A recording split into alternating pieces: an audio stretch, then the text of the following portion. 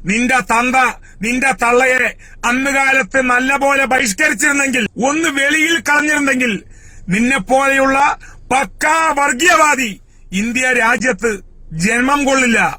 പ്രിയമുള്ളവരെ, കേരളത്തിന്റെ സമാധാനം തകർക്കാൻ വേണ്ടി, ഹിന്ദു മുസ്ലിം ക്രിസ്ത്യൻ ഐക്യം തകർക്കാൻ വേണ്ടി നിരന്തരം സോഷ്യൽ മീഡിയകളിലൂടെ ഒരു വിഭാഗത്തെ മാത്രം ടാർഗറ്റ് ചെയ്തുകൊണ്ട് നിരന്തരം സോഷ്യൽ മീഡിയകളിലൂടെ പോസ്റ്റുകൾ ഇടുന്ന കേരളം കണ്ട ഏറ്റവും വലിയ പക്കാ വർഗീയവാദിയാണെന്ന് സോഷ്യൽ മീഡിയ പോലും വിളിച്ചു പറഞ്ഞ ഒരു പക്കാ വർഗീയവാദിയുടെ ഒരു പോസ്റ്റ് കണ്ടു. അതിൽ പറയുന്നത്, ദീപാവലി പ്രമാണിച്ച് മലദ്വാർ ഗോൾഡിൽ പോവാതിരിക്കുക, മലദ്വാർ ഗോൾഡിനെ ഉപേക്ഷിക്കുക, മലദ്വാർ ഗോൾഡിനെ ബഹിഷ്കരിക്കുക എന്ന് പറഞ്ഞ പക്കാ വർഗീയവാദിയോട് എനിക്ക് പറയാനുള്ളത്, നിന്റെ തന്ത നിന്റെ തള്ളയെ അന്നുകാലത്ത് നല്ലപോലെ ബഹിഷ്കരിച്ചിരുന്നെങ്കിൽ,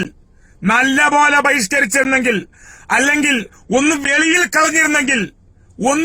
കളഞ്ഞിരുന്നെങ്കിൽ, നിന്നെപ്പോലെയുള്ള പക്കാ വർഗീയവാദി ഇന്ത്യ രാജ്യത്ത് ജന്മം കൊള്ളില്ല എന്ന് പറയാതിരിക്കാൻ നിവൃത്തിയില്ല.